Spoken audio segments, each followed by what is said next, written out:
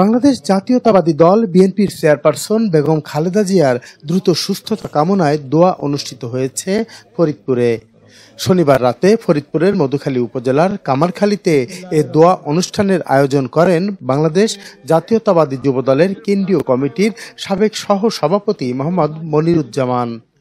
এ সময় তিনি বলেন, দেশের স্বাধীনতা এবং সার্বভৌমত্বের প্রতীক, মানুষের আশা আকাঙ্ক্ষার প্রতীক বেগম খালেদা জিয়া।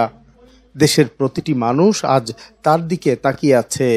আল্লাহ যেন আরও কিছুদিন তাকে মানুষের মাঝে রাখেন। দোয়া অনুষ্ঠানে গ্রামের কয়েকশো মানুষ উপস্থিত ছিলেন। তারা সকলেই মোনাজাতে খালেদা জিয়ার দীর্ঘায়ু কামনা করেন। 18 কোটি মানুষের মধ্যে দুশ্চিন্তার ছাপ কখন কি হয়, কারণে আপনাদেরকে নিয়ে আমরা এই দোয়া মাহফিলের আয়োজন করেছি। আমরা শুধু এটুকু বলবো,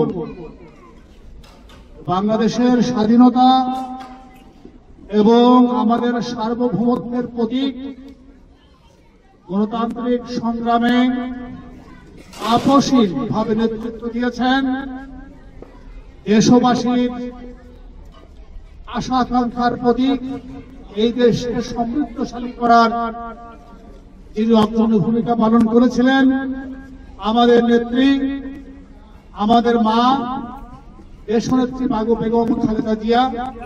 উনি কাছে আপনারা দোয়া করেন যেন আল্লাহ তাআলা আমাদের নেত্রীকে, আমাদের দেশবাসীর কাছে আমরা আরো অনেকটা দিন পাই, আমরা যেন আরো বহুদিন আমাদের নেত্রীর, আমাদের দেশের জন্য যে খেদমত করেন, দেশবাসীর প্রত্যাশা পূরণ করেন, আমরা ওনার আরো অনেকটা দিন আমাদের কাছে চাই।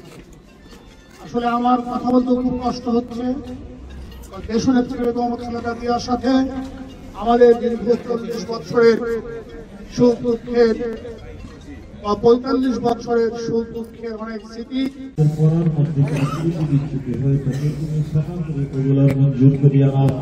যদি কোনো করিয়া তোমার হাবিবের রওজা মুবারক হাদিয়া দিগো সাইয়্যিদা বাবাদু আনসি